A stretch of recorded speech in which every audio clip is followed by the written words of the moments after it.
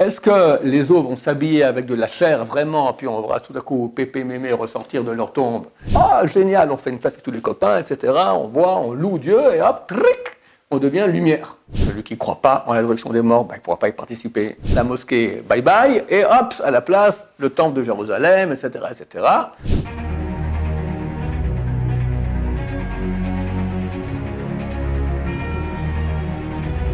Ce jour dédié pour l'élévation de l'âme de Léa Souline, Batesser de mémoire bénie. La question de Binyamin. Comment se passe la résurrection ou les réincarnations Tu as deux questions ici, réincarnation et résurrection.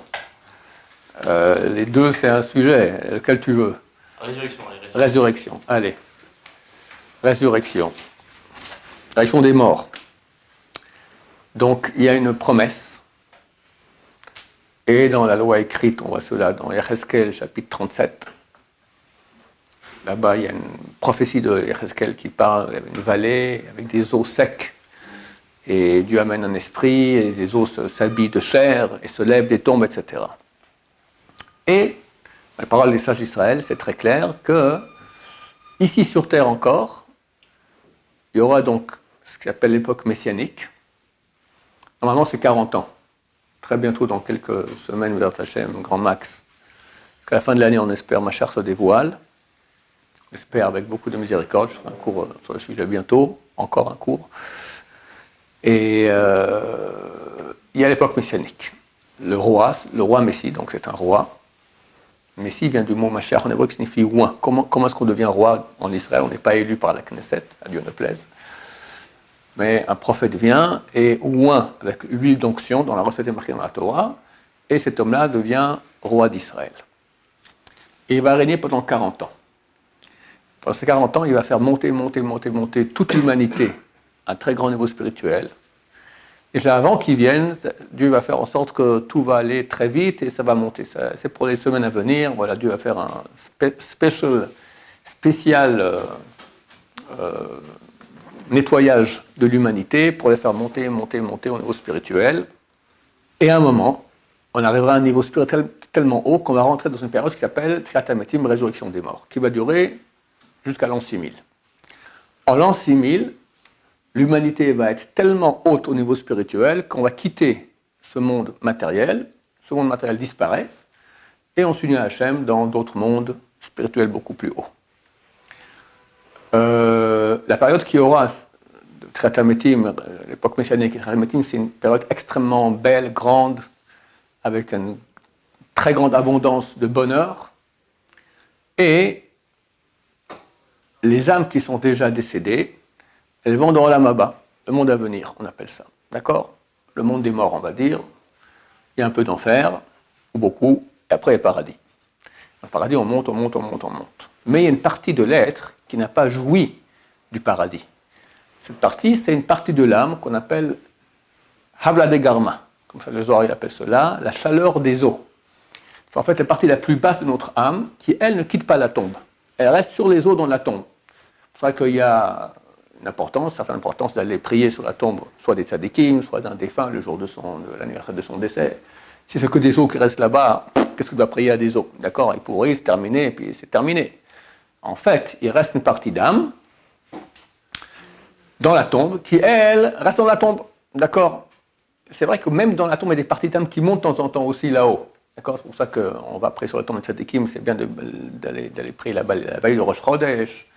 Parce qu'à Rosh Chodesh, l'âme, elle va monter, elle prend avec elle les prières, donc elle monte. Mais il y a une partie qui reste sans cesse sur la tombe, même à Rosh Chodesh. D'accord? Maintenant, ces parties-là qui restent proches des eaux, elles ne vont pas jouir du paradis. Et Dieu veut qu'elles jouissent aussi.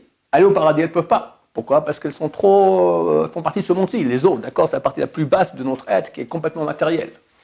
Mais vu que cette partie-là a fait des mitzvot, notre partie basse de notre corps, elle a participé, d'accord? Il fallait se concentrer dans la prière sans nous casser les pieds.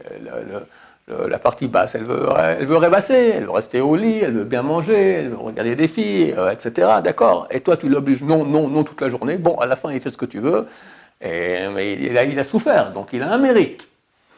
Alors Dieu veut lui donner le mérite sur terre, ici aussi, et il ramène l'âme qui est dans le paradis, qui a été super, elle a été boostée dans le paradis, elle a été boostée d'une lumière extraordinaire, à un point tel que lorsqu'elle revient dans les eaux qu'il y a dans la tombe, il y a une lumière tellement grande que ça réveille quelque part. Cette âme-là peut se dégager de la situation de mort, d'accord, et devient vivante.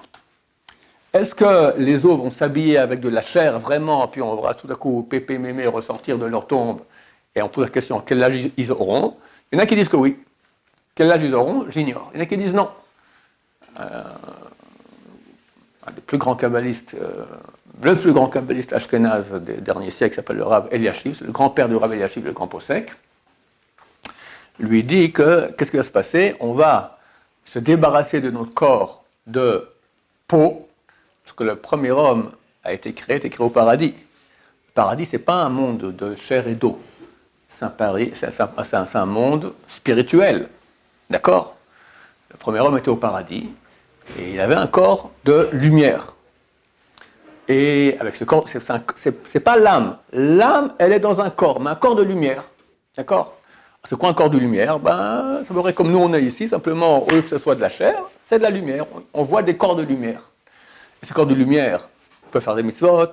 Dieu a ordonné au premier homme au paradis de l'Ovda ou les Shomra. L'Ovda, tu vas servir le jardin, ce sont les 248 mitzvot positives. Et le Shomra, tu vas le garder, les 365 lois négatives. Au paradis aussi, il y avait des lois. D'accord? Et il mangeait, il buvait, les anges lui faisaient des méchouis, d'accord, lui pressaient un bon vin, d'accord, du vin et des méchouis des anges, c'est pas les méchouis et le bon vin qu'on a ici du Bordeaux à la noix, d'accord, c'est rien du tout. C'était celui des anges, extraordinaire, le paradis là-haut. Le premier homme, il a péché, il a mangé du fruit de la connaissance du bien et du mal, et Dieu lui a fait des habits de peau. Avant, il y avait des habits de lumière. Comment on dit lumière en hébreu? Or. Après, Dieu lui a fait des habits de peau. Comment on dit peau en hébreu? Or. C'est les mêmes mots, sauf qu'il y a une lettre qui change. Aleph, lumière. Aïn, peau. Alors, c'est quoi des habits de peau? Il y en a qui disent, il a pris la fourrure de lapin, il lui a fait des toques comme l'homme de Cro-Magnon. Ils disent non. Il y en a qui disent que c'est quoi les habits de peau? C'est ça. C'est pas. Même la Torah, elle dit que l'huile d'onction, on a parlé auparavant, l'huile d'onction qu'on mettait sur la tête des rois ou du Kohen Gadol. On n'a pas le droit de, c'est marqué, de la Torah, c'est interdit, hein, ils sont carrés, c'est très très grave de le faire. On n'a pas le droit de l'enduire sur Bessar Adam, sur la chair d'un homme. C'est quoi la chair d'un homme? De là, déduire Rabbi Chaim Vital dans ses livres de Kabbalah, il dit, ça c'est une preuve, entre autres il y en a d'autres aussi, que t'as l'homme et t'as sa chair, c'est deux choses différentes. L'homme c'est nous. Celui qui parle, qui réfléchit, qui veut, d'accord, et on lui a donné un corps de chair. Mais c'est pas lui la chair, c'est un habit. C'est un habit. C'est vrai que tes habits, d'habitude, quand tu mets le pyjama, il y en a qui dorment en culotte, mais c'est pas conseillé, la Torah dit qu'il faut aussi se couvrir quand on dort, d'accord. Quand tu mets ton pyjama le soir, alors tu enlèves tes habits de la journée, tu mets le pyjama, et le matin, le contraire. Là, tu as reçu un habit à ta naissance, tu le gardes jusqu'au jour de la mort. Mais c'est un habit, c'est pas toi, d'accord, c'est pas moi. C'est mon habit, c'est lié avec moi. Si, tiens, viens Evando, je prends ton habit et je le tire, tu viens avec, tu vois, donc, tu es dans l'habit. Nous aussi, si je tire quelqu'un par son habit, par son bras vraiment, je tire son âme aussi, l'âme vient avec. Mais ce n'est pas lui, c'est un habit. Maintenant, cet habit à la base, c'est un habit de lumière, et a été transformé en habit de peau. Dans le processus qui va commencer 40 ans après l'ère messianique, on va tellement se sanctifier qu'au bout d'un moment, on va enlever nos habits de peau et recevoir un habit de lumière ici sur terre. On fera une grande fête, tu recevras une lettre recommandée du rabbinat d'Israël. Voici dans le ciel actuellement, on voit que vous arrivez à un niveau de spiritualité déjà suffisamment grand. Préparez-vous, demain, dimanche 16h, vous vous débarrassez de votre corps physique et recevez un corps de lumière. Ah, génial, on fait une fête avec tous les copains, etc. On boit, on loue Dieu et hop, on devient lumière. Comment ça sera exactement? J'ignore, d'accord. Est-ce que ceux qui ont un corps de chair pourront voir les corps de lumière ou pas? J'imagine que oui. Mais en tout cas, on comprendra que le corps de chair, il nous casse les pieds au deux moments, d'accord. On veut s'unir avec Hachem encore plus, ce qui est le plus grand bonheur qu'il puisse y avoir. Ça, c'est la résurrection des morts. Pas tout le monde y a droit. Il faut des mérites. C'est écrit, par exemple, celui qui ne croit pas en la résurrection des morts, il ne pourra pas y participer. celui qui a prêté avec intérêt ou emprunté avec intérêt de juif à juif, aussi interdit. Tout ça, on n'a pas fait de chouva, d'accord? Si on fait de chouva, on peut absolument tout réparer. Il faut dire que si on fait le Zohar, il dit, il y a deux avis là-bas, combien de temps va durer la résurrection des morts, tout ce processus-là? Je crois qu'un avis dit 214 ans, l'autre dit 218 ans. Et c'est écrit que l'époque messianique, tout ça pour le Zohar, d'accord? L'époque messianique va durer 40 ans. Donc prends déjà le chiffre le plus court, 214 plus 40, combien ça nous fait? 254. Fais 6000 moins 254, ça te fait 5746. 5746. J'avais 26 ans en 5746. Je suis né en 5720.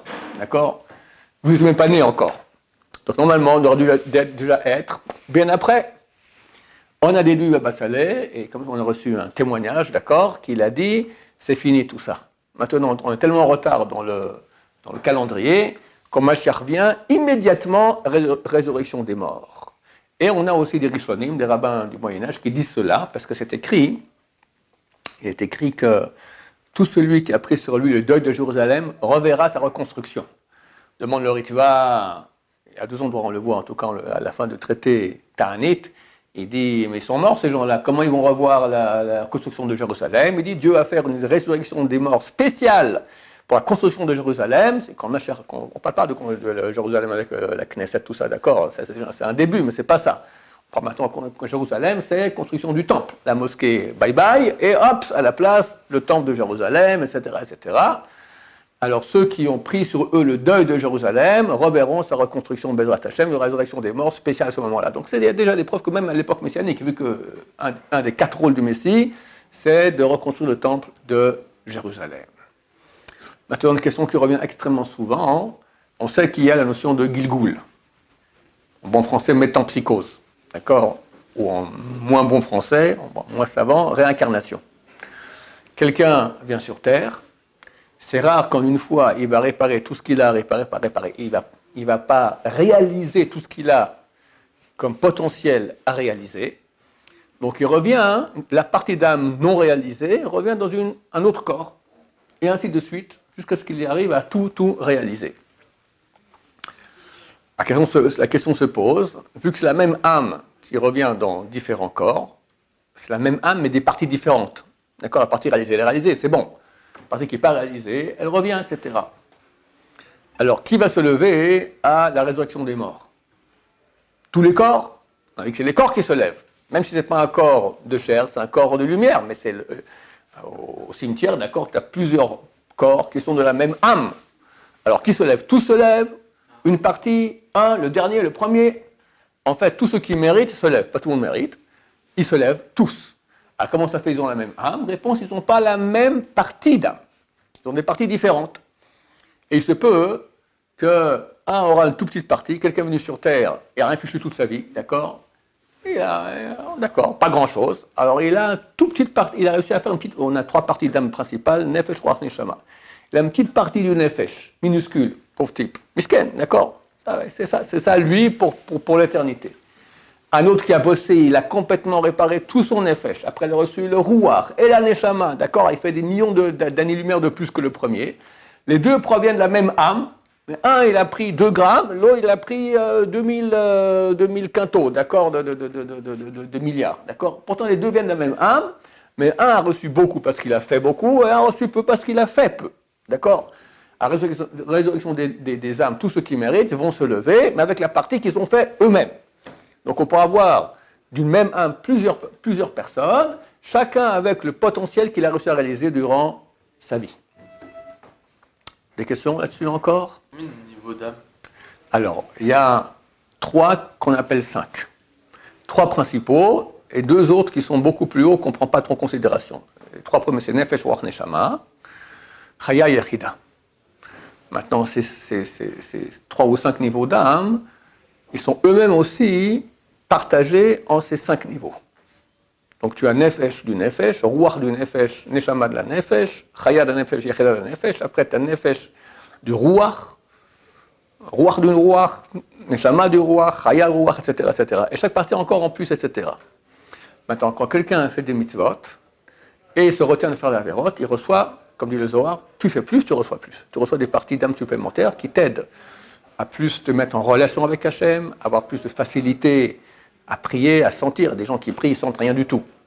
Moi, je me souviens que quand j'ai fait Tchouva, d'accord, j'ai commencé à prier. Alors, je savais que la Torah était vraie, mais je priais, mais je ne sentais absolument rien. Baruch Ata Hachem, de quoi on parle, enfin, t'as pas de... au bout d'un moment, ça commence à se réveiller.